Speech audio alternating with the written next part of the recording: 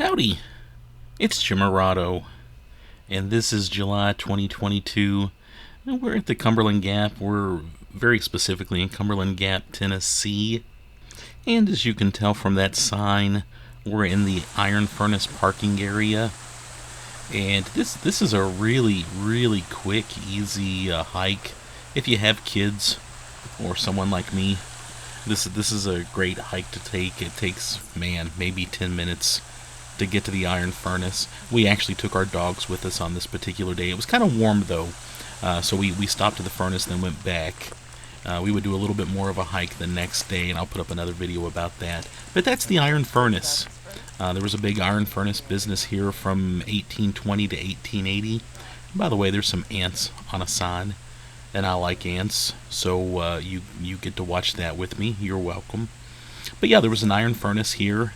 It did a lot of business, kind of a big deal, and the Union actually came through town and knocked some stuff over, destroyed a bit of the town, and this is a little bit of what's left.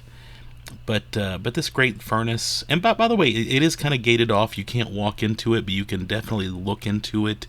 I was able to angle my camera inside of it and get a good look. So it's a fairly accessible furnace, which I thought was pretty cool. And it's also just a short walk.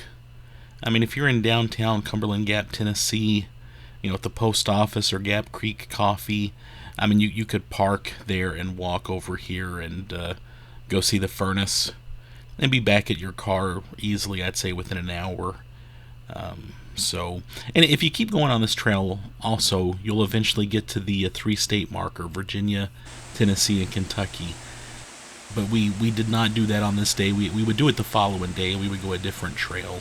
But if you keep going on this path, you'll eventually get to that spot.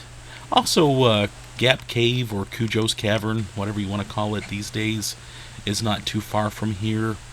Cumberland Gap is a park and an area that's really growing on me lately. It's the kind of national park and area that you got to dig a little bit and figure out what all's there. But once you do, I just appreciate this place the more I learn about it, and the more I'm there. It has a certain subtlety to it, and I'm just really enjoying it more. The more frequently that we go there. And like I said, this isn't that far from Gap Creek Coffee, which is one of my new all-time favorite coffee shops. Definitely my favorite coffee shop in this region. Oh yeah, and there's some train tracks nearby, by the way. There were no trespassing signs posted. I was kind of scared to get too close, but I thought I would just kind of wait and see if a train might go by. Sadly, that did not happen. I did not see a train on this particular day. Might have to try to catch one on another day. But yeah, Gap Creek Coffee, I want to mention them again. I put up another video about them elsewhere on this YouTube channel. Just a cozy coffee shop. You feel like you're at your grandma's house that's been repurposed as a coffee shop. We ended up having breakfast there. We were here over a couple of nights on this trip, and we had breakfast there a couple of times. It's cozy in the inside. Inside can be a little crowded. They draw a good crowd. Look at that. Look how beautiful that is, by the way. Just check that out.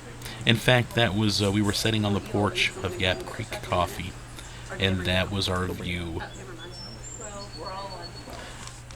Yeah, oh, and there was my breakfast at Gap Creek Coffee. Just wanted to put a quick plug in for them again, because it's just such a cozy, nice, clean place.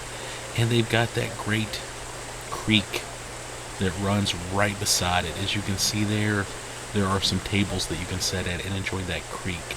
And again, this is maybe a 10-15 minute walk from the furnace. Not the parking lot. The parking lot is a stone's throw away from here. But the furnace is very close. So anyway, I just wanted to quickly mention the Iron Furnace at Cumberland Gap, and also put another plug in there for Gap Creek Coffee and the town of Cumberland Gap, Tennessee.